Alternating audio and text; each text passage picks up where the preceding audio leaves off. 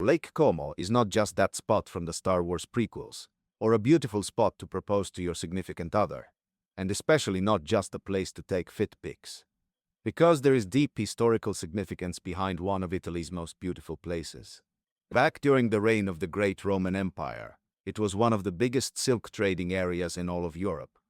The Roman Empire got immense resources from trading of the silk that they had, and the region became quite prosperous, with only rich or more noble members of the Roman Empire to reside there.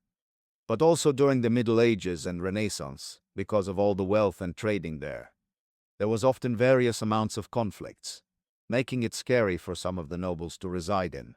While this is no longer the use for Lake Como, it is still one of the most popular tourist spots in Italy, attracting your favorite celebrities, your rich aunts and uncles, and everyone in between.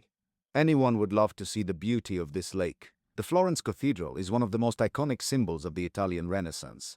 It began construction in the late 13th century but was not officially completed until 1436. This artifact is very remarkable for the famous dome built by Filippo Brunelleschi. The architecture of his dome featured key components of the Renaissance with the revival of classical Roman engineering techniques.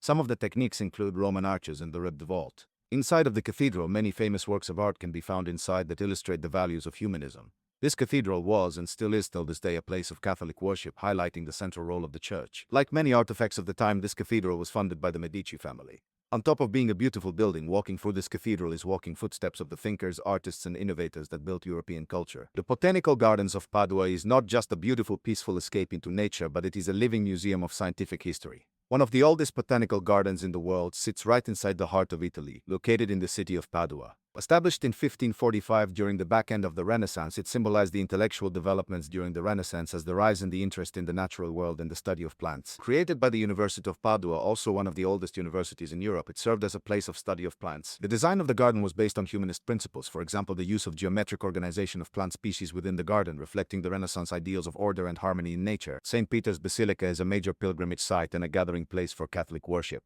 It's a global symbol of faith and unity, regarded as one of the greatest buildings of its age. This place evolved from a small shrine over St. Peter's tomb to a massive iconic structure. Construction began in 1556. The initial architect was Donato Bramante. Many others also contributed to the design, such as Raphael and Michelangelo. Completed on November 18, 1626. It is a traditional burial site of St. Peter, who was the first pope and a central figure in Christian history. A testament of human creativity and faith. You should visit this place in the future because of the architectural and artistic marvels, also providing a chance to explore the spiritual heart of the Catholic Church and reflecting upon the history of Vatican City. It is the largest fountain in Rome and one of the most exquisite Baroque structures worldwide. The Trevi Fountain was built between 1732 and 1762. Nicola Salvi was the original designer of the fountain, later died and was completed by Giuseppe Panini. Was built because of a legend of those who throw a coin into its waters will ensure their return to Rome. It's a tradition of coin tossing which helps support community programs in Rome. The fountain is a symbol of Roman identity and papal power. The iconic beauty, rich history, and cinematic appearances make the Trevi Fountain a place to travel. Verona is a town in the Italian Dolomites. It was first a Roman colony, but it was conquered by the Scaligeri family in 13th and 14th centuries. From the 15th to the 18th centuries, it was an important part of the Venetian Republic, but when this republic declined, Verona came under Habsburg rule, marking a significant political change, since it has become famous for being the setting for Shakespeare's Romeo and Juliet. Verona is also known for having beautiful countryside villas, although it is mainly known for its fresh produce of fruits and vegetable and manufacturing of wine, which is some of the best in the world. Built during the Renaissance, the Sistine Chapel's construction was ordered by Pope Sixtus IV. The chapel is a regular place of worship for the papal household and serves as the place where cardinals elect a new pope. It attracts millions of people a year. Michelangelo's artwork within the chapel displays the peak of the Renaissance and shows the peak of artwork. The chapel's artwork reflects the humanist ideals of the Renaissance, celebrating human potential and artistic achievement. The chapel's artwork demonstrates the application of fresco painting, a technique that allowed for large-scale permanent murals. You all should visit this place to reflect on the artwork and the historical significance of it. The Doge's palace was the residence of the Doge, the supreme authority of the Republic of Venice. As such, it was a symbol of the city's wealth, power, and prestige. The Great Council of Venice, composed of the city's aristocracy, met to decide on political and judicial matters. Venice was a very religious city and in turn is reflected in the palace. The artworks it houses reflect the intellectual pursuits of the era, such as philosophy, religion, and history. The palace in Venice as a whole directed trade within the Mediterranean during the Renaissance, showing the economic prosperity of the time. Being able to visit for the witness of this historical building, it is a must-see for any traveler. Cinque Terre has always been intertwined with the Republic of Genoa.